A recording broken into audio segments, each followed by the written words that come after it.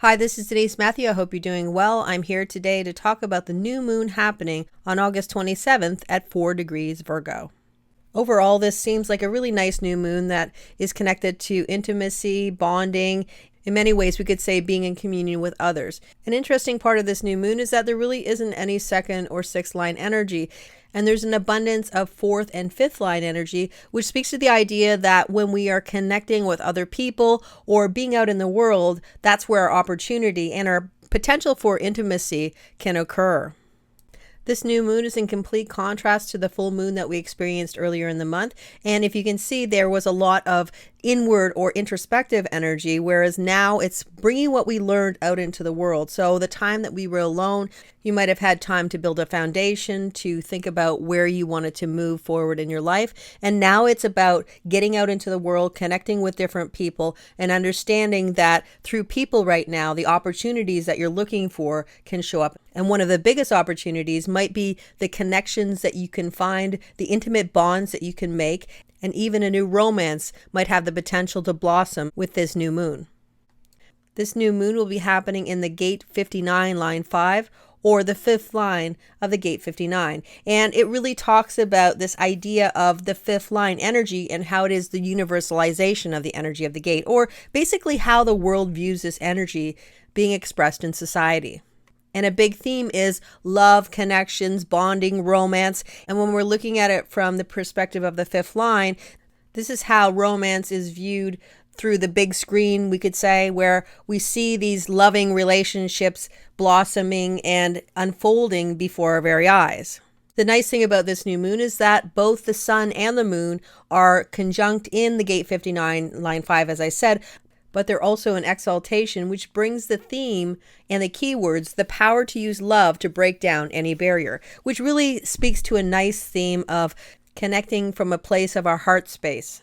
So for the next few weeks, this energy has a potential to open the door to a version of love that we see in the movies, like I said, where the bonds that we make and the ones that are already in place can seem to have almost a magical expression, or where the intimacy and the bonds and the connections that you have seem to have this ability to be easy and carefree. And there's not a lot of extra stuff that can oftentimes muddy relationships or even new romantic connections, where there's a lot of things that come into play before you even really get a chance to be intimate or to connect with the individual.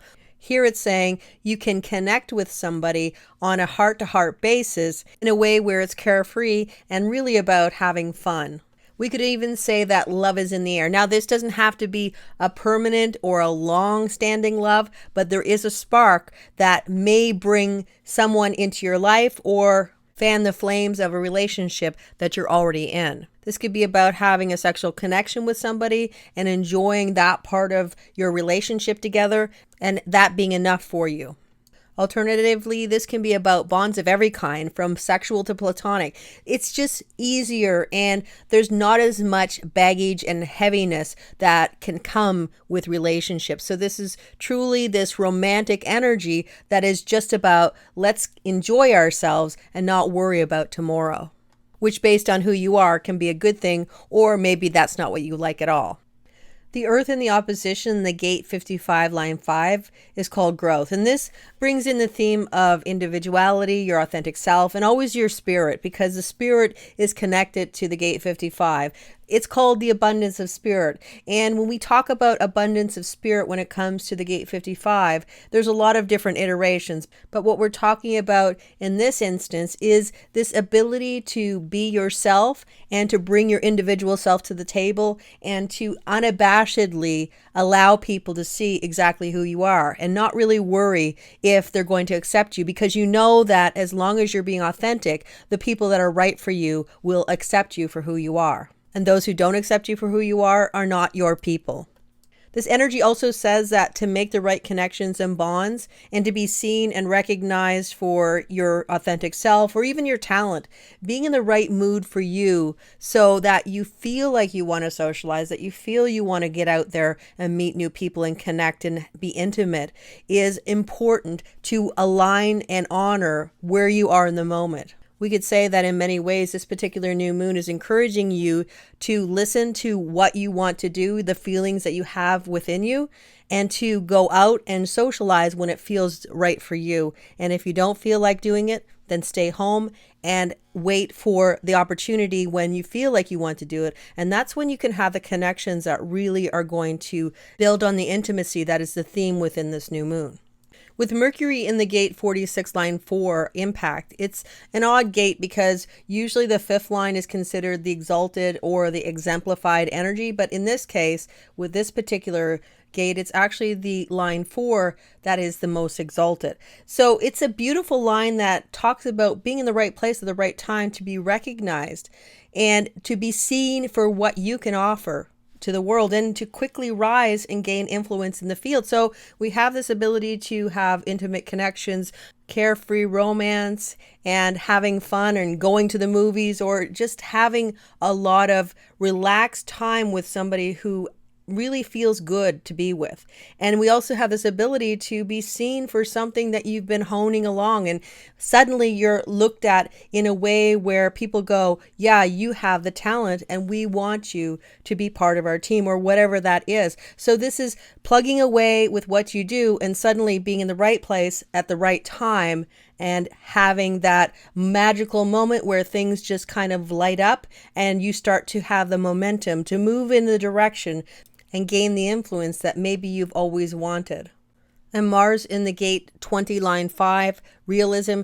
The gate 20 is always about the now. It is about charisma. It's about really opening your eyes to your life or some things in your existence that you don't like, or the things that you want to improve. With Mars here, it says that you may not be satisfied with how your life or even the world looks, but it also says that change is always possible. It's about having patience with the process, because this is part of the integration circuit, which has 4 components that come together to make things happen.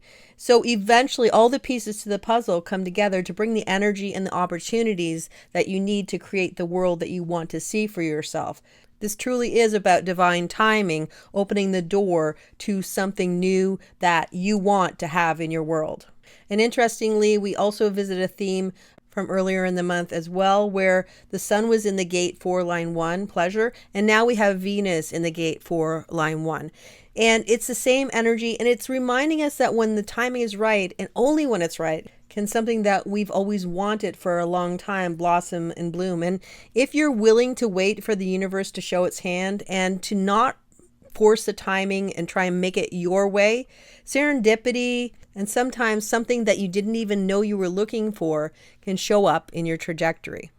Well, that's it for the new moon. I hope you have a beautiful new moon. And until next time, take care, and I'll see you again soon.